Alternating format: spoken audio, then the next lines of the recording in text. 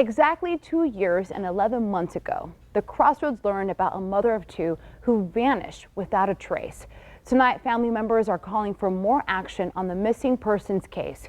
Here's Valerie Perez with what happened to Suzie Escobedo, a 25 News Now Extra.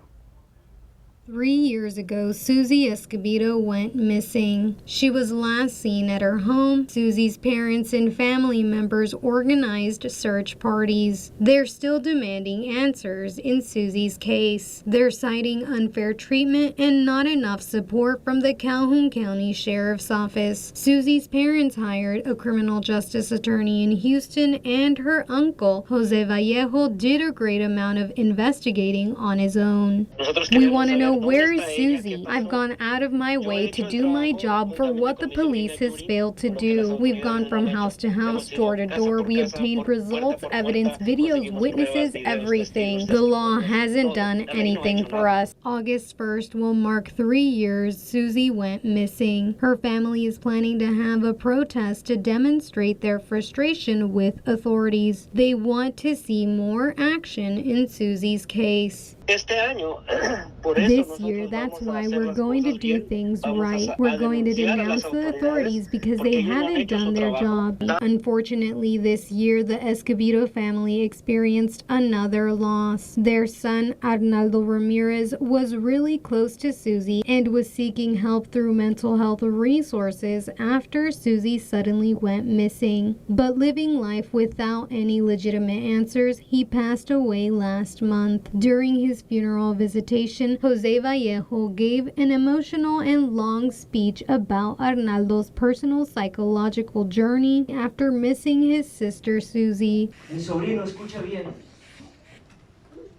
Él murió de tristeza. My nephew Arnaldo didn't die from physical illness. He was seeing a therapist. He sought out professional help after Suzie disappeared, but it wasn't enough. Arnaldo wouldn't eat, and he didn't even enjoy being around his family anymore. My nephew died from depression. He had good parents. They didn't contribute to any of his mental health issues. All they did was support him, but none of this is any excuse for the disappearance of my niece. Despite all this time, this case remains a mystery for Suzie Escobedo's family. Even though they've done their own investigation and have some speculation about who could have contributed to this, her family still plans to honor her memory and to keep this cause alive until they learn what happened to Suzie Escobedo. More updates to come. I'm Valerie Perez, KVU TV 25 News Now. And actually adding to this, I actually spoke with Calhoun County Sheriff Bobby Vickery earlier today about the case, and he says they exhaust every lead they receive. This is what else he had to say. Understand that we are doing everything we possibly can, and we are never going to give up.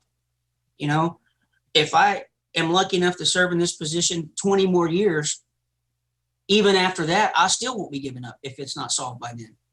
I'm not, give up is not in my vocabulary. I don't give up. And on something like this, you know, I look at it as if it were my kinfolks as well as theirs. I mean, you just, to be able to give somebody the answers, sometimes you can't give them the one they want to hear, but that doesn't mean you quit looking.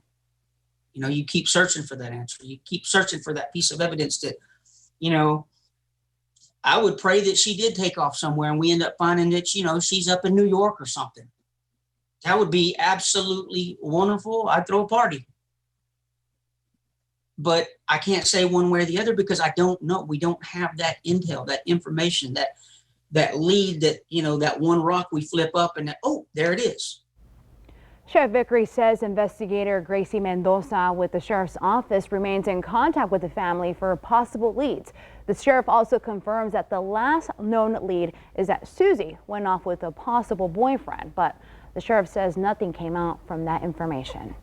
If you have anything that can help with the case, please contact Calhoun County Crime Stoppers at 361-552-CASH. That's 361-552-2274. This is a confidential hotline.